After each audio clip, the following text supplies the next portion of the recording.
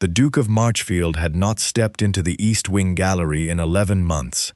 On the morning he finally did, he came only to say goodbye. Duke Alastair moved down the long corridor with his cane tapping softly against the marble, the grey light of a London dawn falling through the tall windows. Portraits of his ancestors watched him from both walls. Stern men in powdered wigs, ladies in stiff lace. But he had eyes for only one. At the very end of the gallery, framed in carved oak and gold leaf, hung the painting of his late wife, Rosamond. She had been painted the summer before the wreck, seated in the garden with a book resting open in her lap, her chestnut hair caught up in pearls. The artist had captured something no one else ever could, the small, knowing curve at the corner of her mouth, as though she held a secret she meant to tell him later, once they were alone. She never told him. A year ago her ship had gone down in a storm off the Cornish coast, and the sea had kept whatever secret she carried. Alastair stopped before the portrait and removed his hat. He had come to give the order to have it moved to storage. His sister-in-law had said, gently, that a man could not heal while he took his breakfast beneath the face of a ghost. Perhaps she was right. He had mourned long enough to know that grief did not soften. It only learned to sit quietly in the corner of a room. He drew a breath to call for the footman. Then he saw the maid. She stood on a small wooden stool at the base of the portrait, a feather duster in one hand, dressed in the plain grey wool and white cap of the household staff. He did not know her name. New girls came and went. The housekeeper managed all of that.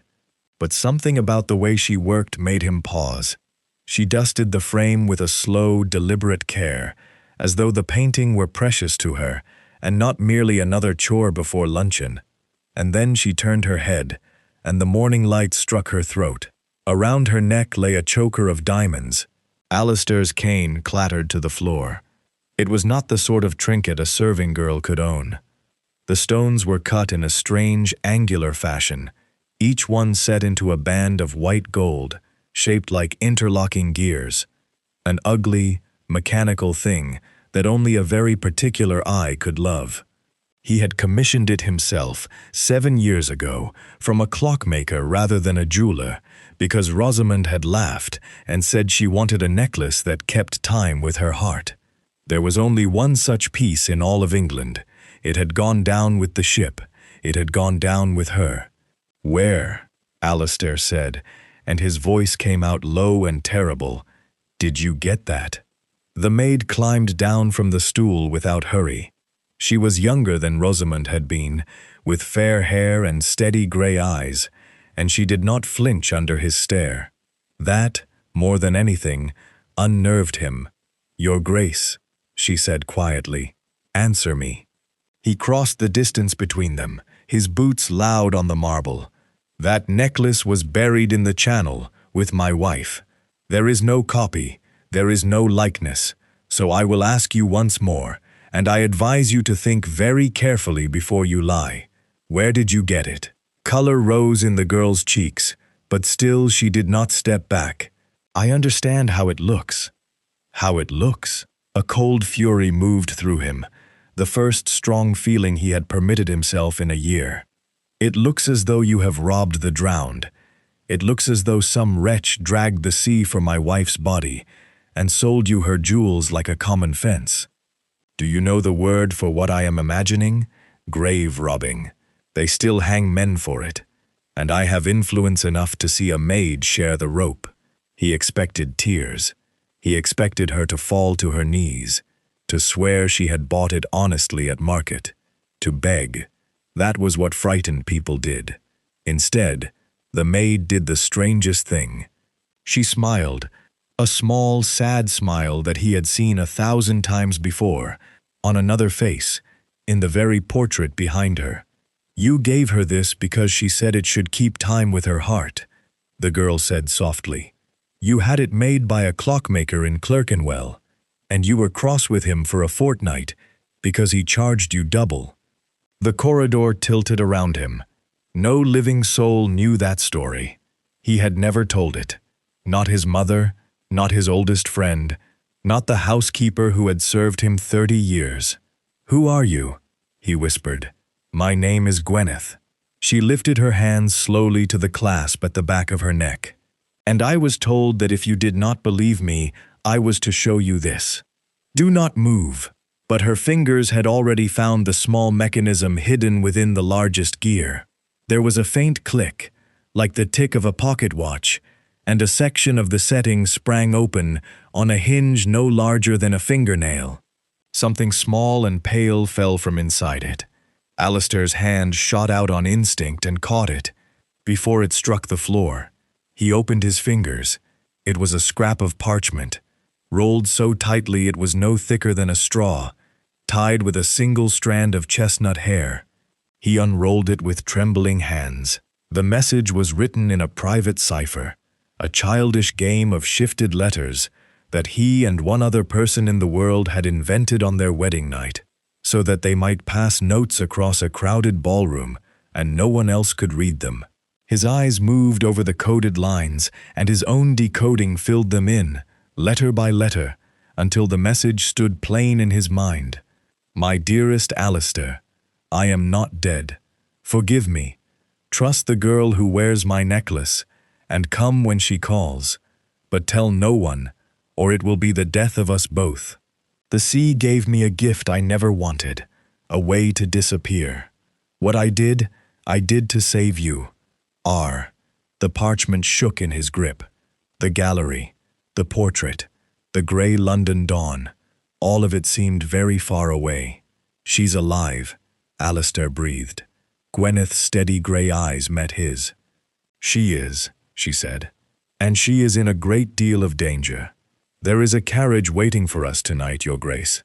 She asks that you come alone." The fog came in thick off the river that night, swallowing the gas lamps until each one glowed no brighter than a dying candle. Alistair had dismissed his driver at the edge of the city, as the note demanded, and now he followed Gwyneth on foot through streets he did not know, his collar turned up against the damp, his heart hammering against his ribs like a fist against a locked door.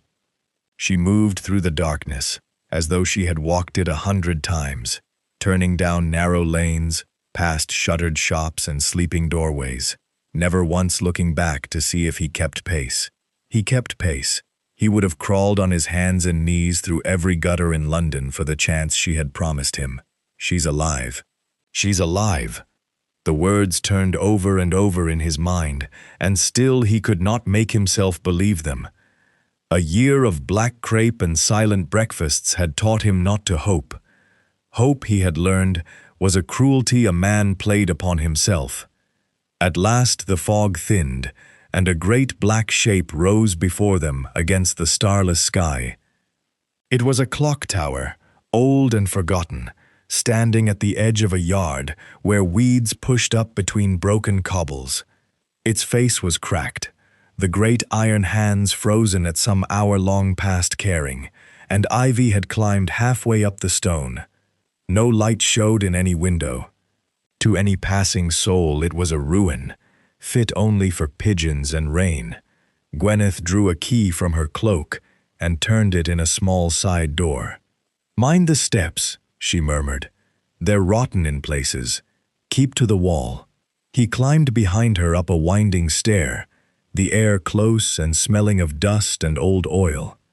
Somewhere above, faintly, he could hear the slow tick, tick, tick of a mechanism still running. One lonely piece of the great clock that had refused to die. The sound crawled up his spine. He had heard that same patient ticking in his dreams for 11 months, coming from a necklace at the bottom of the sea. At the top of the stair, Gwyneth pushed open a heavy door. The room beyond was the heart of the clock, a wide chamber crowded with enormous brass gears, some of them taller than a man, their teeth catching the light of a single lantern. And there, standing between the great wheels, with one hand resting upon the cold metal, was a woman in a plain traveling dress. She turned toward the door. The lantern threw its light across her face, and Alistair's knees very nearly gave beneath him. "Rosamond," he said. He had spent a year memorizing the portrait so that he would not forget the exact shape of her, and the portrait was a lie, a poor flat shadow of the living warmth before him now. Her chestnut hair was cut shorter, and there were new lines of weariness about her eyes, and she was thinner than he remembered. She had never looked more beautiful to him in all their years together. For a long moment, neither of them moved. Then he crossed the room, and she came to meet him, and he took her face in both his hands, as though she might dissolve into fog if he did not hold her fast. She was warm, she was breathing, she was weeping, and so, he found, was he. "I'm sorry," she whispered against his shoulder. "Oh, my love, I am so sorry. Every day I wanted to send for you. Every single day. You let me bury you." His voice broke on it. "I stood on that shore and watched them lower an empty box into the ground, and he could not finish." He pressed his forehead to hers and simply breathed her in. Gwyneth had stepped back toward the door, giving them what privacy the small chamber could allow, but Rosamond, after a moment, drew gently out of his arms and wiped her cheeks with the back of her hand. And when she spoke again, her voice had changed. The tenderness was still there, but beneath it ran a harder thing, fear, and beneath the fear, resolve. "Alistair, listen to me, for we have very little time, and there is a great deal you must understand." She took his hands in hers. "I did not vanish because I wished to. I vanished because I had no other way to keep you alive." "Alive? Rosamond, what are you? Do you remember Silas Vane?" The name landed cold in his chest. Vane, the merchant magnate who had risen from nothing to command half the trade guilds in the city, whose ships crowded the docks and whose hand reached into every counting house from here to Liverpool. A smiling man with a hard eye. Alistair had dined with him twice and disliked him both times. "I know of him," he said slowly. "Everyone does. 2 years ago, I found something I was never meant to see." Rosamond's grip tightened. "Your family's fortune has been bleeding away for longer than you know. The failed ventures, the shipments lost at sea, the debts that appeared from nowhere. You blamed poor luck. I blamed it too, until I came upon a set of ledgers that did not belong to us. Vane had them copied and altered. He has been forging the shipping accounts of half the great houses in England, my love, and quietly ruining them, one by one, so that he might buy up what remains for pennies. Ours was to be next." Alistair stared at her. "You are certain of this?" "I have seen the false books with my own eyes." And Vane knew that I had seen them. Her expression grew grave. "A woman who knows too much is an inconvenient thing. There was an accident being arranged. I heard of it in time. So I gave them the accident they wanted. I let the sea take a woman who was already marked to drown, and I disappeared into the one place where a dead woman may move freely." The pieces turned in his mind, like the great gears around them, each one clicking into the next. The storm. The empty coffin, the year of silence. "You faked your own death," he breathed, "to steal his ledgers back, to prove what he is." She lifted her chin.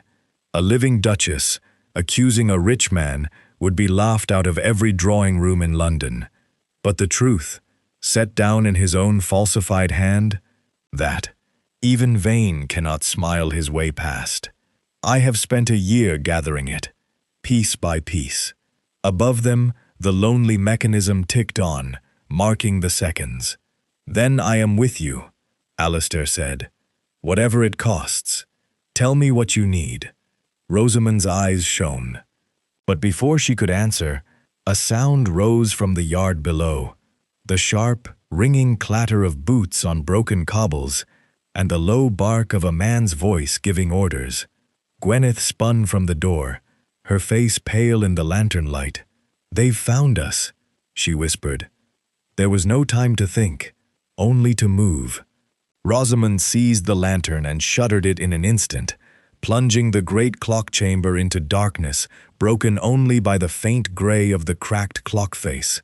Below them, the boots drew nearer, and a second voice answered the first. Vane's men, spreading out to search the yard.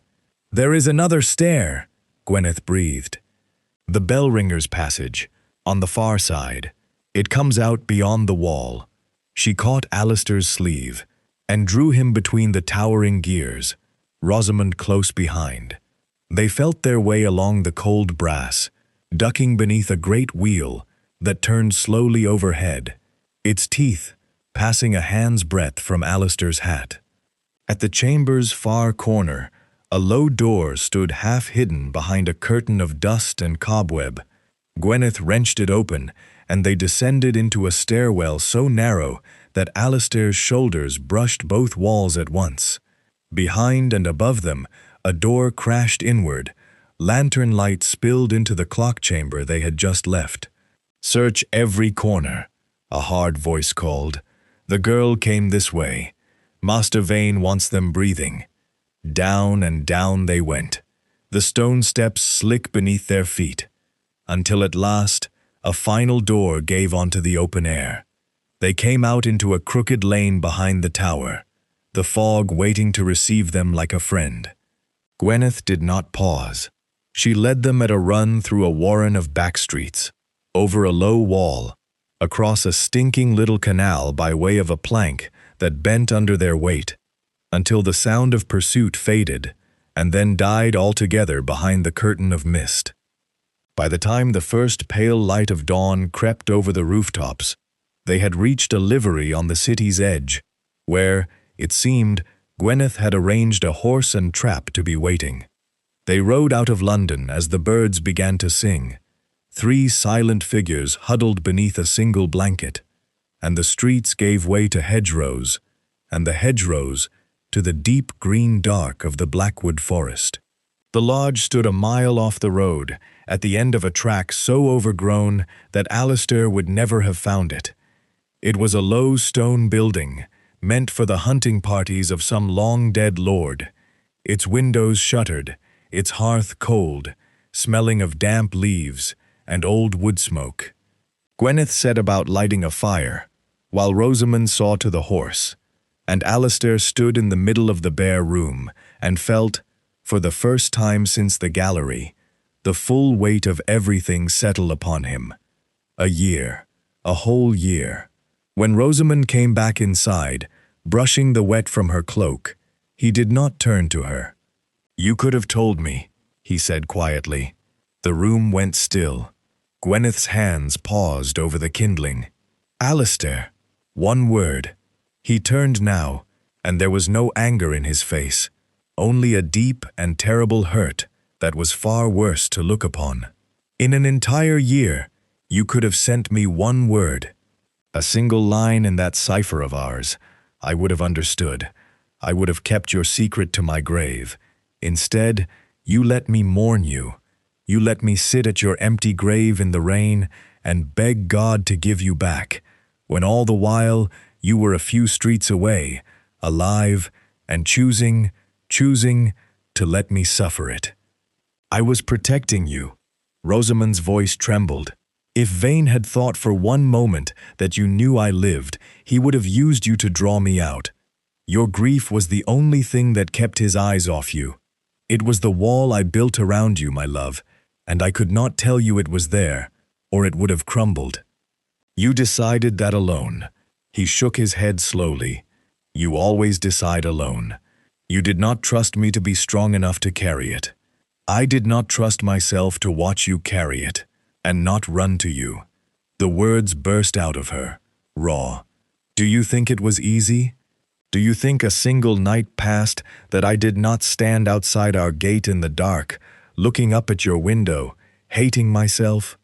They stood a few feet apart, and the distance between them felt wider than the sea that was meant to have parted them forever. It was Gwyneth who broke it. "He deserves the whole truth, Rosamond." She rose from the hearth, dusting her hands, and there was something new in her bearing now. No longer the deferential maid, but a woman claiming her own place in the room. If we are to trust one another with our lives, there can be no more secrets between the three of us. Not one. Rosamond closed her eyes briefly, then gave a small nod. Gwyneth turned to face the Duke. Your Grace, I have deceived you under your own roof, and for that I ask your pardon. But I did not come to your household by chance, and I am not a maid. She drew a breath. My name is Gwyneth Ashcombe. Rosamond and I share a mother.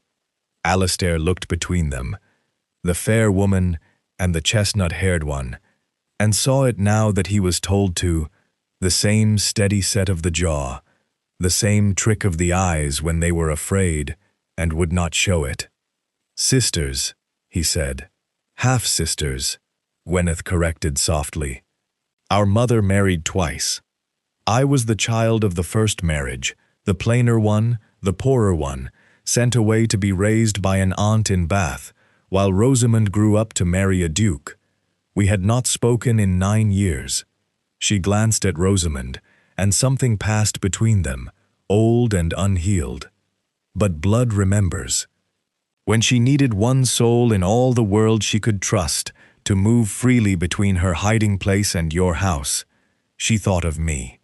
I took the position as your maid so that the necklace and the messages hidden within it might pass safely under your roof, in plain sight, carried by a woman no one would ever think to watch. The whole design of it unfolded before him at last. The maid, the necklace, the coded parchment, every strand woven by these two women across a year of silence, while he had known nothing. Alistair sank slowly onto the edge of a dust-sheeted chair and put his face in his hands. Then I have been the only fool in this story, he said, kept in the dark by the two people I love most, for a full turn of the seasons. You have been the only innocent one, Rosamond said gently. She crossed the room at last and knelt before him, taking his hands from his face and holding them in her own. And now the deceiving is done. Whatever comes next, Alistair, we face it together, all three of us. I swear it to you. He looked at her for a long moment. The hurt did not vanish. It would take far longer than a dawn to mend. But he turned his hand over in hers and closed his fingers around it. Together then, he said, God help us. Outside, in the gray light beneath the trees, a twig snapped. Alistair was on his feet before the sound had finished, but Gwyneth held up a hand. Wait. Through a gap in the shutter, she watched the tree line. A shape moved between the trunks, then lowered its head, and a young deer stepped delicately into the clearing, cropping at the wet grass. Gwyneth let out a slow breath. A doe. Nothing more. All the same, she did not look easy. But we cannot stay. Vane's scouts will comb these woods by midday. He knows we fled north. A plan took shape between them in the cold light of the lodge. Rosamond would not return to the city at all. She would move to a new hiding place, a fisherman's cottage on the Kentish coast that Gwyneth had made ready weeks before, and from there she would work to secure the last piece of evidence they needed. Alistair and Gwyneth, meanwhile, must do the hardest thing of all, go home, and behave as though nothing on earth had changed. If you vanish now, Rosamond said, Vane will know you have learned something. You must be the grieving Duke still, dull, predictable, a man of no interest to anyone. She managed a small, sad smile. Can you play the part, my love? I have played it a year already, he said. I know the lines by heart. They parted at a crossroads under a gray sky, and it cost Alistair more than he showed to watch her trap turn east and disappear behind the hedgerows. The estate received its master back without a ripple. The footman took his coat, the cook sent up a warm supper, and the great house folded him once more into its quiet routines. Gwyneth resumed her gray wool and white cap and slipped back below stairs as though she had never left, one more maid among many. But Alistair, watching now with open eyes, began to see the thing that had been hidden in plain sight. It was Hobbs. Hobbs had been butler at Marchfield for 19 years, a spare and dignified man, with silver at his temples and a manner as smooth as poured cream. Alistair had trusted him without a thought, the way a man trusts the floor beneath his feet. And now, over 2 long days, he watched that trusted floor betray him. It was small things at first. A candle burning late in the estate office, where no candle should be. A ring of keys carried on Hobbs's person that Alistair had never noticed before. The butler, lingering in rooms he had no cause to enter. The old library, the muniment room where the family papers were kept. The disused study that had been Rosamond's own. On the second evening, Alistair came silently to the study door and found Hobbs inside, on his knees, his long fingers running along the underside of the writing desk, feeling for a hidden drawer. The Duke stepped back into the shadow of the corridor before he was seen, his heart pounding. He understood now. Rosamond had told him she had taken a master ledger before she disappeared, the original, unaltered book that proved Vane's forgeries. Vane wanted it above all else, for while it existed, no lie of his was safe. And Vane's reach, it seemed, had crept even into the household of a duke. Hobbs had been bought. Alistair found Gwyneth in the passage behind the kitchens an hour later, on the pretext of asking after the linen. "It is Hobbs," he murmured, examining a folded sheet, as though they discussed nothing more than laundry. "He searches the house nightly. Vane's man." Gwyneth's face did not change. A good spy learns to hear terrible news over a stack of pillowcases. "Then he has been Vane's man for some time," she said quietly, "which means Vane has known the ledger was likely here all along. He has simply lacked the means to lay hands on it." She refolded the sheet. "We must not let him find it, but neither can we dismiss Hobbs or accuse him. If we do, Vane will know his spy is discovered, and he will know we are more than we seem. Then what do we do?" A slow, careful cleverness came into her gray eyes. "We give him somewhere to look," she said. "Somewhere that keeps him busy and keeps him certain the prize is still to be won." The plan they built was a quiet one, and all the finer for it. The true ledger, Gwyneth confided, had never been in the house at all. Rosamond had spirited it away to safety long ago. But Hobbs did not know that, and a man who is searching will always keep searching until he believes he has found the thing, or believes it was never there. Their task was to feed the first belief without ever letting it come to rest. So Alistair began, ever so gradually, to behave like a man with something to hide. He took to visiting the old muniment room himself, in the evenings, carrying a locked dispatch box that he made a small show of guarding. He let Hobbs see him slip a key onto his own watch chain. Once, when he knew the butler was listening at the half-open door, he murmured aloud to an empty room, "No, no, it is safest where it is. Let it lie." Gwyneth played her own part below stairs, letting fall to a chattering scullery girl, who she knew could not keep a secret to save her life, that the master had grown strange about the north cellar, and posted himself outside it twice this week. Within a day, Hobbs's nightly searches shifted. The candle now burned late, near the muniment room. The keys rattled at the cellar door. The butler grew gaunt and short-tempered, worn thin by a hunt that circled forever around a prize that was never quite in his grasp. Always a locked box he could not open. Always a cellar that held nothing but wine and old apples. He was, Alistair reflected grimly, a hound set chasing a scent that led only in a ring.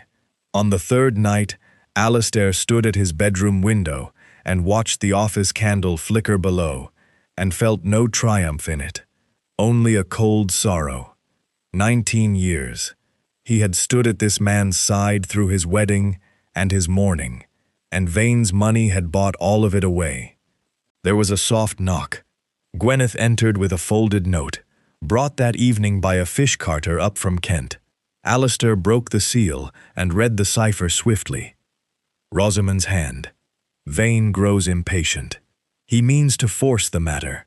He hosts no galas, so we shall. Alistair, throw open your doors. Give the guilds a grand evening of charity, and let me come as a stranger among them, wearing what he most fears to see. When he looks upon my necklace in a crowded room, he will show his hand at last. Trust me. Alistair read it twice, then looked up at Gwyneth, and for the first time in a year, something close to a smile touched his mouth. It seems, he said, that we are to give a ball. Marchfield House had not blazed with light like this in living memory. Every window of the great ballroom glowed gold against the London night, and inside, 1,000 candles threw their warmth across a sea of silk and satin. The cream of the city's trade guilds had come, merchants and their wives, guild masters in their finest coats, shipping men grown fat on the wealth of the docks, drawn by the novelty of a duke long shut away in grief, throwing open his doors at last for the sake of charity. An orchestra played from the gallery above. Footmen moved among the guests with trays of champagne, and the air was thick with perfume and laughter, and the bright chatter of people who believed themselves safe. Alistair stood near the foot of the grand staircase, receiving his guests with the grave courtesy the evening demanded. He wore black still, for a man does not shed his mourning overnight, and the whole room read it as the shy first step of a widower back into the world. Only he knew what game was truly afoot beneath the music. He saw Silas Vane arrive a little after 9. The merchant magnate came dressed in dark green velvet, a heavy gold watch chain across his waistcoat, and he moved through the crowd like a man who owned the ground he walked on. He was perhaps 50, broad and handsome in a hard way, with a smile that never once reached his cold, pale eyes. He clasped Alistair's hand warmly. "Your Grace, what a joy to see you rejoin us. The whole city has grieved alongside you." His grip was firm and dry. The late Duchess was a woman of rare spirit, a great loss. "You are kind to say so," Alistair answered, and marveled that his voice held steady. "One cannot mourn forever. Life, they tell me, must go on." Wise words. Vane's eyes moved across the ballroom, already counting the useful faces in the room. Wise words indeed.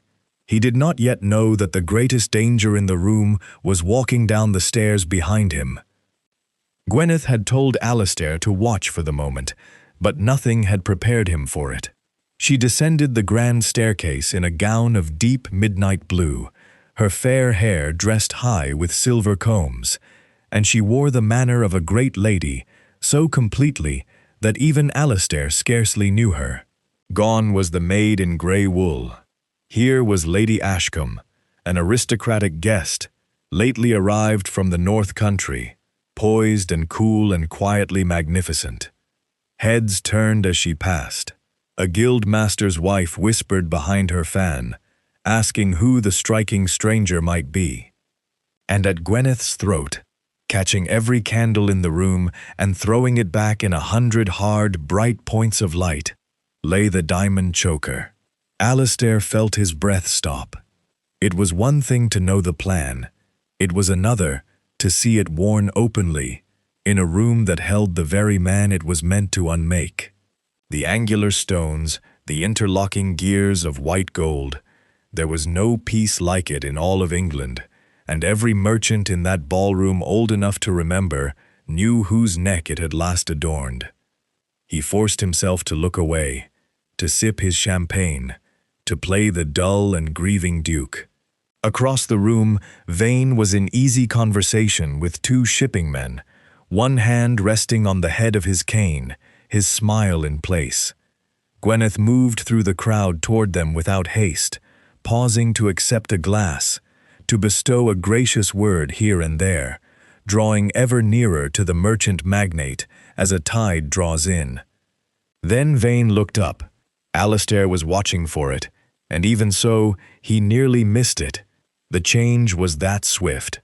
Vane's gaze fell upon the woman in midnight blue, and then dropped to the diamonds at her throat.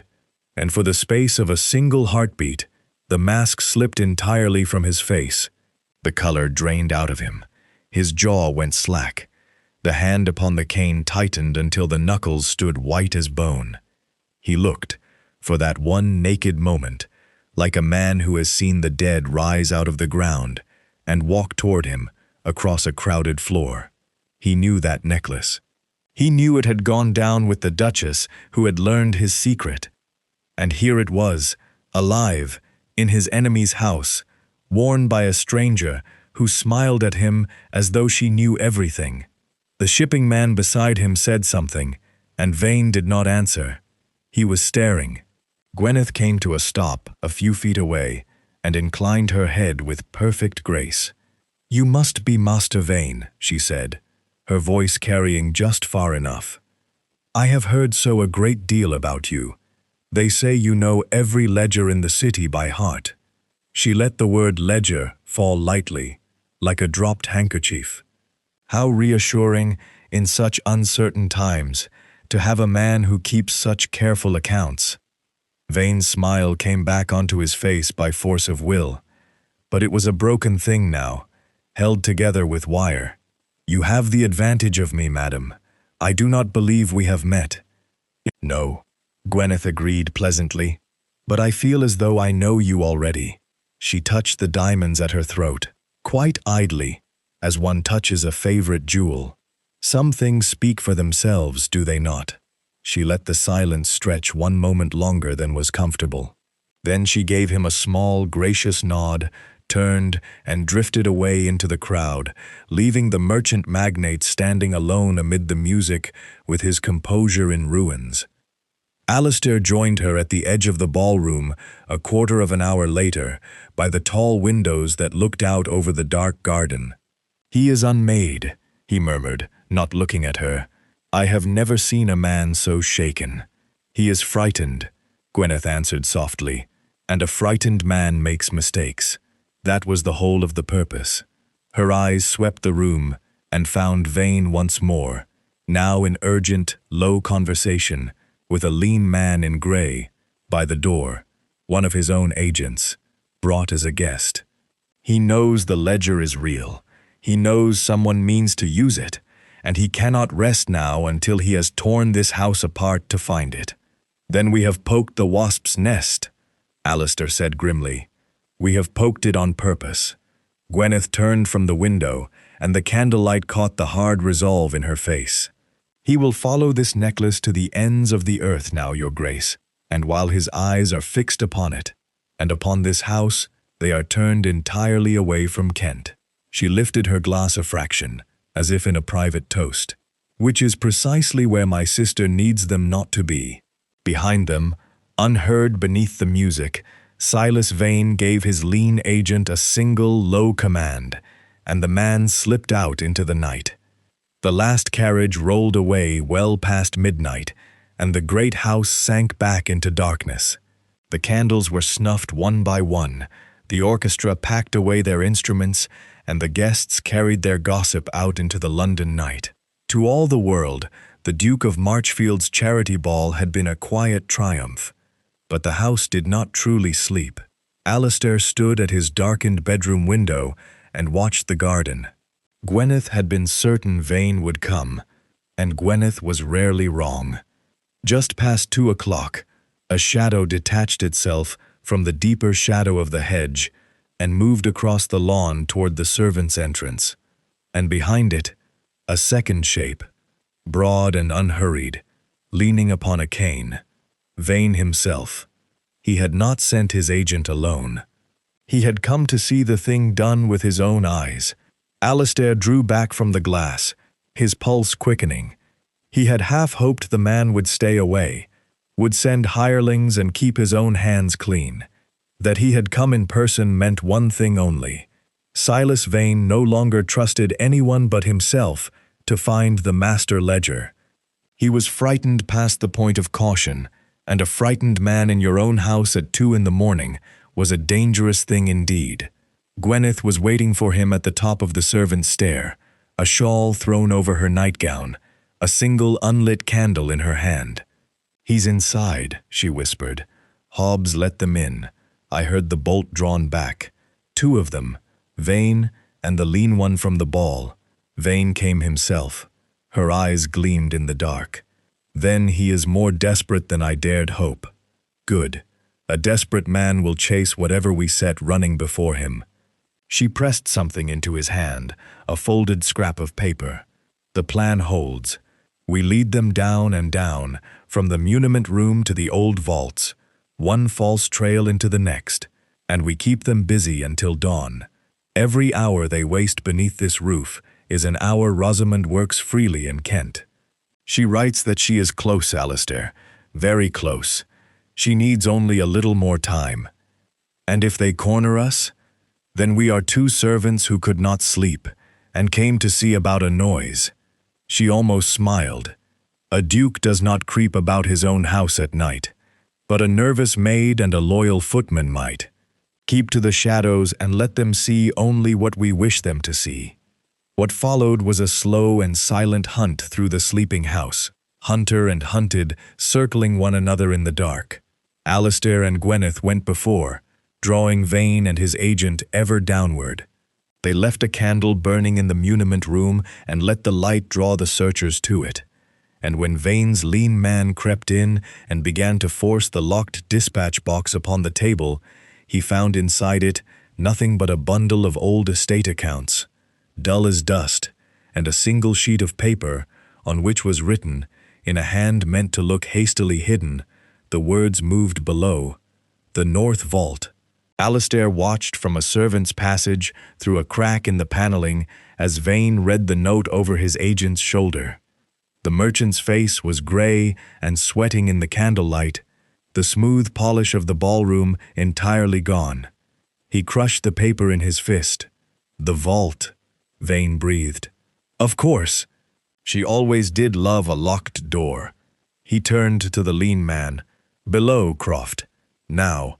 They descended into the oldest part of the house, where the Marchfield vaults ran deep beneath the foundations, a maze of low stone chambers and iron-bound doors that had held the family's plate and papers for 200 years.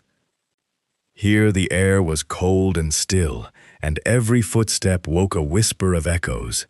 Here, Gwyneth had laid her cleverest snares. She had spent the previous day salting the vaults with false hope. A strong box left half open in one chamber, empty but for a scrap of cipher that led to another.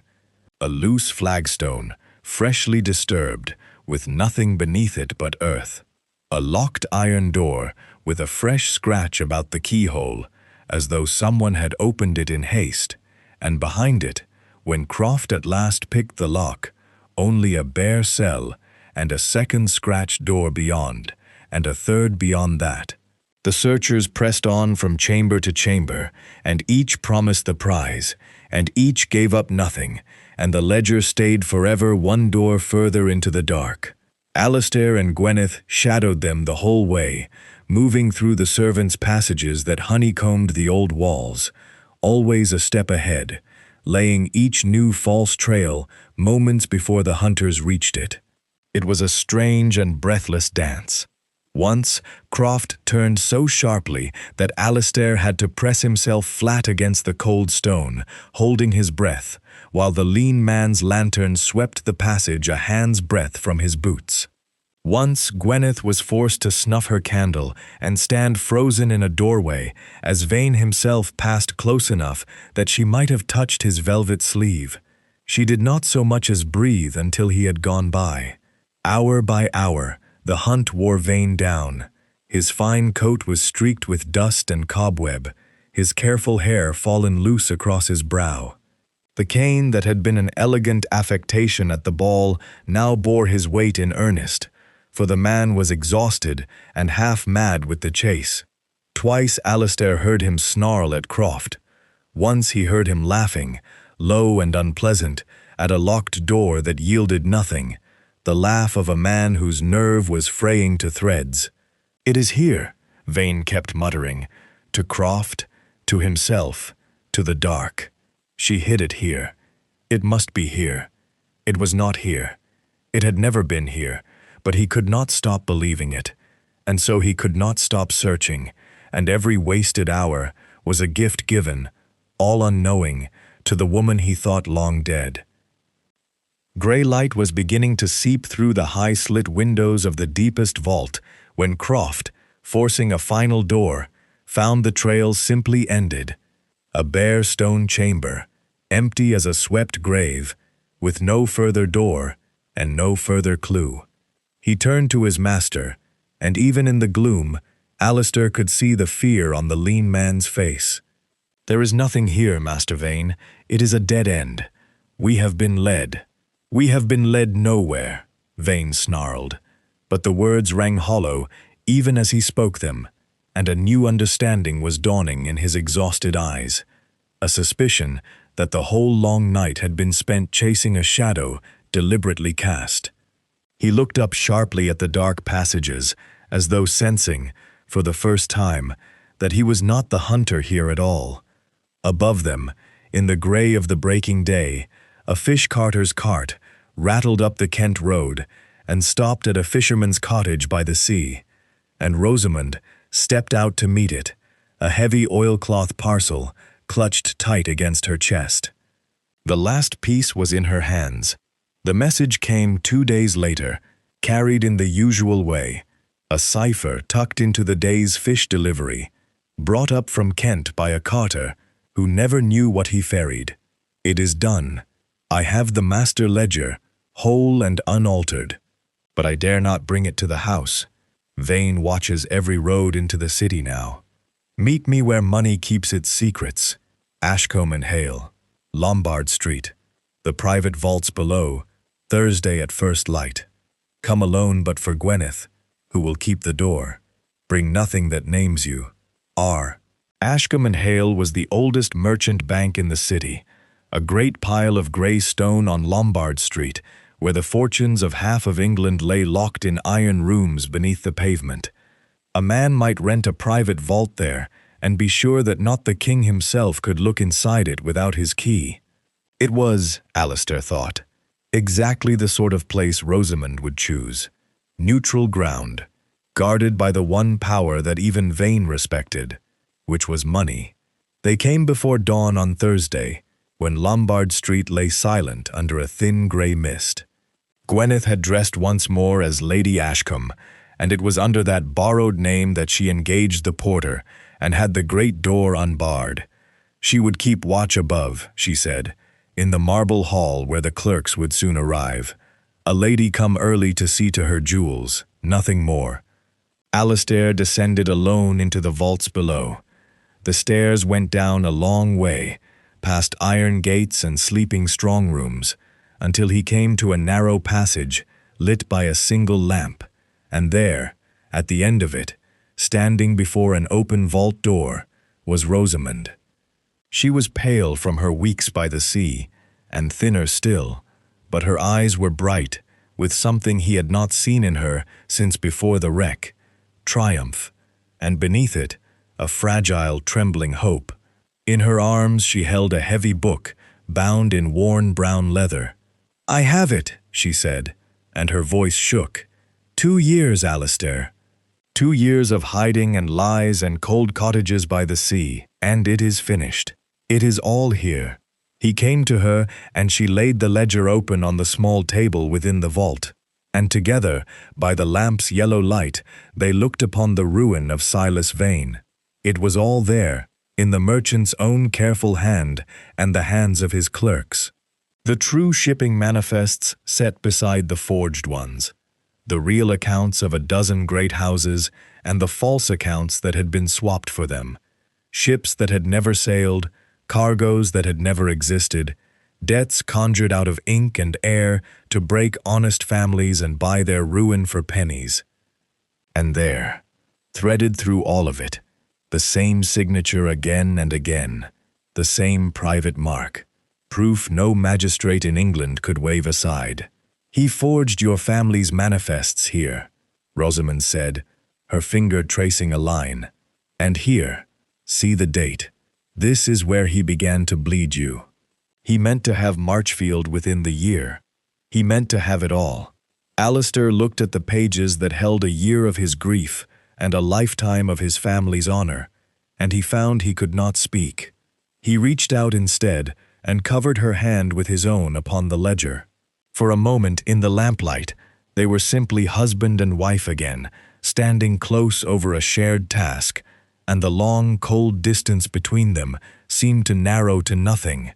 Then Rosamond drew a slow breath and said the thing that had lain unspoken between them since the clock tower. "You are still angry with me." "No," he shook his head slowly. "Not angry. I stopped being angry somewhere on the road from the forest." He was quiet a moment, searching for the truth of it. "I am grieved. Not for you now, but for the year I cannot have back. For every night I knelt at an empty grave. You gave me up to save me, Rosamond, and I will spend a long while learning to forgive you for a kindness that felt so much like a wound." Her eyes filled. "I would do it again," she whispered. "To keep you breathing, I would do all of it again. But oh, my love, I would give anything to have not had to. I know." He lifted her hand and pressed his lips to her knuckles. "I know you would. That is why I am still here." It was not forgiveness quite, but it was the door to it, opened at last, and it was in that moment, that first, fragile, tender moment in a year, that the vault door swung shut behind them with a sound like a cannon. Alistair spun around. The great iron door had closed, and from the far side came the grind and clank of the heavy bolts driving home, one after another, locking them in. No. He threw himself against it, but it was a foot of solid iron, built to stop an army. "Rosamond! The door!" A voice came through the small grill set into the iron. Smooth again now, its polish restored, but with a cruel edge beneath. "Your Grace, Silas Vane, and the late Duchess. How touching. I confess, madam, I did not believe it when my man swore he had seen your necklace at the ball. The dead do not wear diamonds. But here you are, alive as ever, and how very industrious you have been." Alistair pressed his face to the grill. Beyond it he could see Vane's pale eyes and, past his shoulder, the lean shape of Croft, and the crumpled, wretched form of the bank's night porter slumped against the wall, bought or beaten into opening the way. "You followed us," Alistair said. "I followed the girl," Vane corrected pleasantly.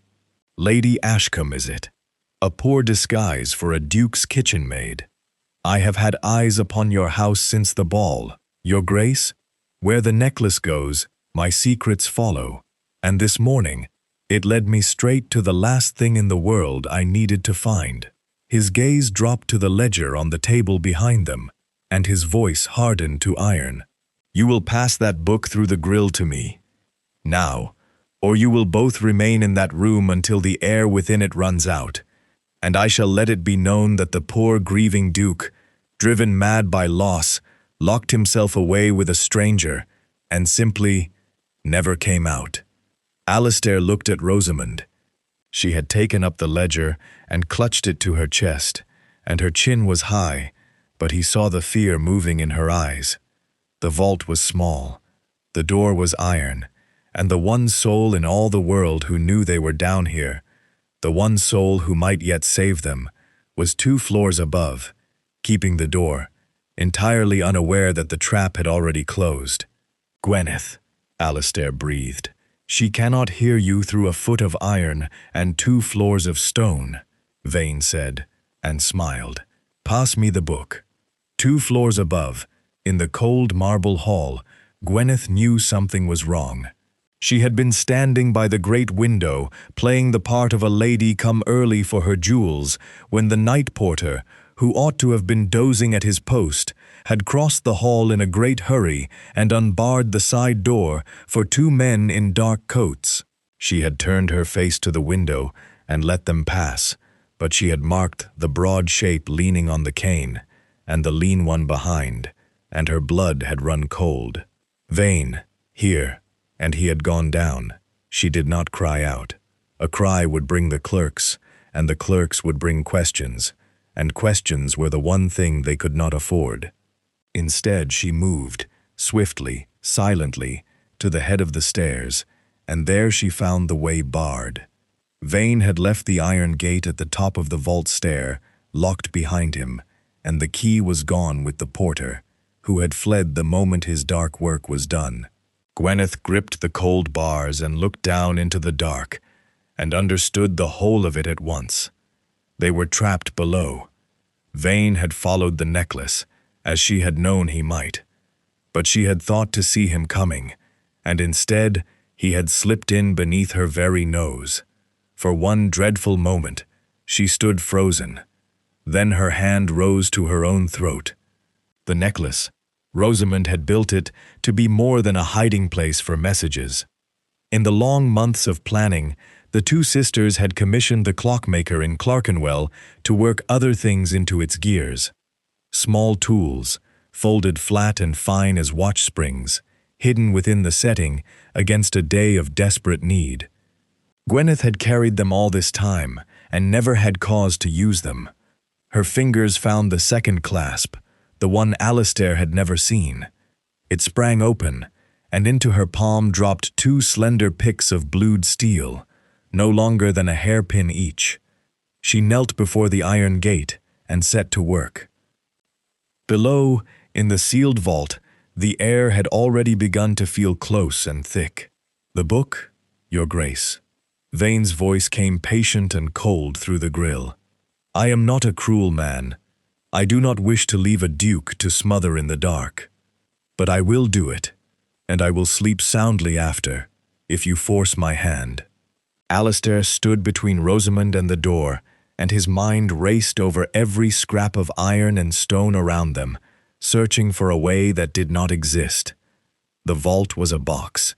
There was one door, and it was shut, and the man who had shut it held every card. "Give him nothing," Rosamond said quietly behind him. She had not lowered the ledger. "The moment he has the book, we are of no more use to him alive. That door does not open whether we pass it out or not.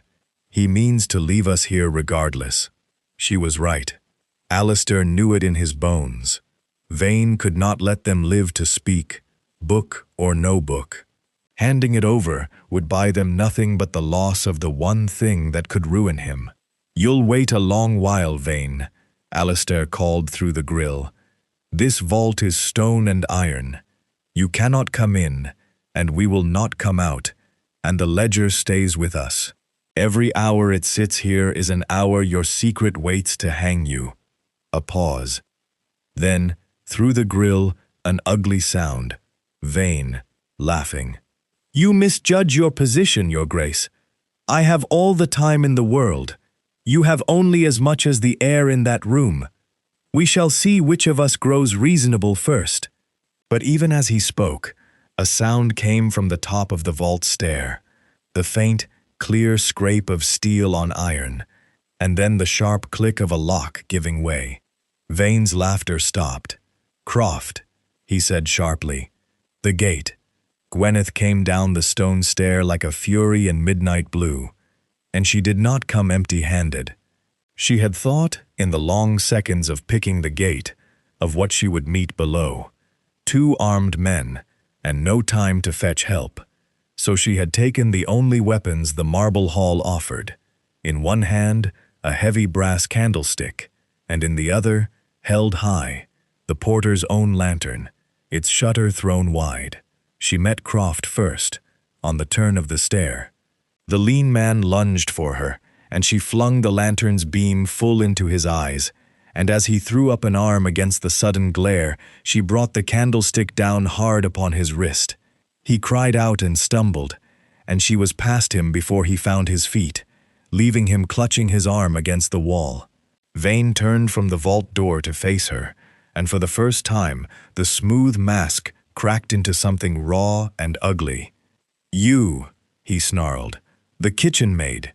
The kitchen maid, Gwyneth agreed, breathing hard, with the keys to every lock you have ever built. She did not go near him. She went to the grill instead and pressed the steel picks flat against the great bolts, calling through to the two within. "Alistair, stand back from the door." She worked the bolts from the outside with a speed born of a year's patient practice on the necklace's own hidden catches. One drew back, then the second, then the third, the fine steel finding the mechanism where brute force never could. Vane started toward her, cane raised, but the vault door swung wide, and Alistair came out of it like a man loosed from a grave, and put himself between the merchant and both women. "It's over, Vane," Alistair said. "The book is out. Strike me if you like. There are clerks arriving above who will find you standing over a duke. And every soul in this bank knows your face." Vane's eyes darted upward. Even now he could hear it. The first sounds of the waking bank. Footsteps in the marble hall. The day's first voices. Croft was already limping toward the side door, all thought of the ledger gone, wanting only to be away. And in that moment, the merchant magnate made the only choice a cornered man could. He turned and ran, up the stairs and out through the side door into the gray Lombard Street morning, his cane abandoned on the stones. "He'll go to ground," Gwyneth gasped. "He'll gather his men. He'll try to take the book on the road before we can use it." Rosamond stepped out of the vault, the ledger clutched to her chest, her face fierce. "Then we do not give him the chance." She looked at her husband and her sister. "The High Court sits at 9. The Chief Magistrate himself takes his seat this very morning. If we can lay this before him, with witnesses in the room, Vane cannot touch it. Nor us." Alistair took her free hand in his. "Then we run," he said. And the three of them turned and fled up the stairs into the waking city. The evidence of a year's grief and a lifetime's fraud held tight between them. While somewhere ahead in the morning streets, Silas Vane was already calling his men to head them off before they ever reached the courthouse steps. The city was waking as they ran. Lombard Street gave way to the crush of Cornhill, and the three of them pressed through it. Alistair in the lead, Rosamond at his side with the ledger clutched against her heart, Gwyneth close behind with her skirts gathered in one fist. The morning traffic swirled around them, carters and clerks and flower girls, all of it a moving wall between them and the courthouse. They had not gone 2 streets before Alistair saw the men, 3 of them, spread across the mouth of the lane ahead, watching the crowd with hard eyes. Vane's men, sent to head off exactly the flight they now attempted. Alistair caught Rosamond's arm and drew the 2 women sharply into a side alley before they were marked. "He has the ways to the court watched," he said low. "Then we take a way he does not know." Gwyneth's eyes moved over the rooftops and the tangle of lanes. She had spent a year learning the secret arteries of this city, the passages a maid might use that a merchant magnate never would. This way. Through the exchange, out by the poulterer's yard, quickly. She led them through a warren Alistair would never have found, a covered passage thick with the smell of tallow, a courtyard where washing hung between the houses, a narrow cut behind a chandler's shop. Twice they heard boots and pressed into a doorway. Twice the danger passed. And all the while the great bell of the courts tolled the hour somewhere ahead, calling the magistrates to their seats, counting down the little time they had. They came out at last, breathless, at the foot of the High Court steps, just as the last stroke of 9 died away. The Grand Hall of Justice was already filling. It was a vast chamber of dark oak and cold stone, its high windows throwing long bars of morning light across the floor. At its head, upon the raised bench, sat the chief magistrate, an old man with a face like carved granite and eyes that had seen every kind of lie a city could tell. Below him, the guild leaders of London were gathered for the morning's business, merchants and masters in their sober coats, the very men whose fortunes Vane had spent years quietly plundering. And there, near the front, Turning at the commotion of their entrance, stood Silas Vane himself. He had come to the one place he thought safe, come to be seen among honest men, to build his alibi, believing his hirelings would stop the ledger in the streets before it ever reached these doors. The sight of the three of them walking into the hall struck him like a blow. His face went white. "Your Honor." Alistair's voice rang out across the chamber before Vane could speak, before any usher could bar their way. "Forgive the intrusion. I am Alistair, Duke of Marchfield, and I bring evidence of a fraud that has robbed half the houses in this room. I ask that it be entered before this court, and before these witnesses, this very morning." A murmur ran through the hall. The old magistrate's granite eyes moved over the Duke, over the pale woman beside him, and narrowed. "A grave request, Your Grace. And the woman with you?" Rosamond stepped forward, and drew back the hood of her cloak, and let the whole room see her face. The murmur became an uproar. Half the merchants there had stood at her funeral. They knew the Duchess of Marchfield, drowned a year past, and here she stood among the living, and the shock of it rolled through the hall like thunder. "I am Rosamond, Duchess of Marchfield," she said, when the noise had died enough for her to be heard. Her voice did not tremble now. "I did not drown, Your Honor. I hid. For 2 years I hid, and gathered proof, because the man who stands there in his fine coat had marked me for death, rather than let me speak what I knew." She lifted the ledger high. "It is all here, in his own hand. That book is a forgery." Vane's voice cracked across the hall. "A madwoman's invention. She was ever unstable. Your Honor, these are the ravings of a—" "Then you will not object," the magistrate said coldly, "to my reading it." He held out his hand. Rosamond carried the ledger up to the bench and laid it before him, and the old man opened it, and the hall fell silent as the grave while he read. The bars of light crept slowly across the floor. Page after page he turned. The false manifests, the swapped accounts, the ships that never sailed, the debts conjured out of ink to break honest families. And there, again and again, Vane's own signature, his own private mark, damning him with every stroke. The magistrate looked up at last, and his granite face was terrible. "There is a merchant in this book," he said slowly, "named Fenwick of Bristol, ruined 3 winters past. His widow petitioned this very court, and was turned away for want of proof." He turned another page, and here is the proof, in the hand of the man who ruined her. He raised his eyes to Vane. "Master Vane, you will answer for every name in this ledger." "You cannot," Vane began, and got no further. "Guards," the magistrate said, "take him."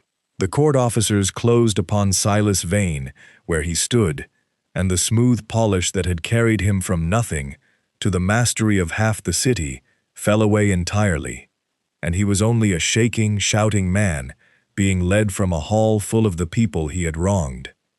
His voice echoed off the high stone and then was gone, and the great doors closed behind him. It was over. The weeks that followed set right much of what had been broken. Vane was stripped of his guild titles and his ill-gotten fortunes, and the great houses he had plundered began, slowly, to be made whole. Rosamond's survival was made public, with the court's own seal upon it, and though the gossip ran wild for a season, London loves nothing so much as a lady returned from the dead, and she was received once more into the world she had left. For the Duke and Duchess of Marchfield, the road was longer. A year of grief and lies does not mend in a morning. There were nights, in the quiet of the great house, when the old hurt rose between them still, when Alistair looked at his wife and saw the empty grave he had knelt beside, and could not for a moment speak. But they were speaking now, which they had not truly done in years, and Rosamond no longer decided alone, and slowly, patiently, like the winding of a great clock brought back to life, the trust between them began once more to keep time. It would take its seasons, Neither of them minded that. They had learned the worth of the years they might have lost. As for Gwyneth, she would not go back to grey wool and a maid's cap, and no one asked her to. In gratitude for all she had risked, the Duke settled upon her a small estate of her own in the North Country, land and a house and an income, and her own front door to open to whom she pleased. The plainer sister, the poorer one, sent away as a girl, came home at last to something entirely hers. And the diamond necklace, the choker of gears and hard bright stones that had carried secrets across a year of silence, baited a merchant to his ruin and picked the lock of a sealed vault, was cleaned of its hidden tools, closed for the last time, and laid to rest in the family vault at Marchfield. Its work was done. It had kept faithful time, right to the very end.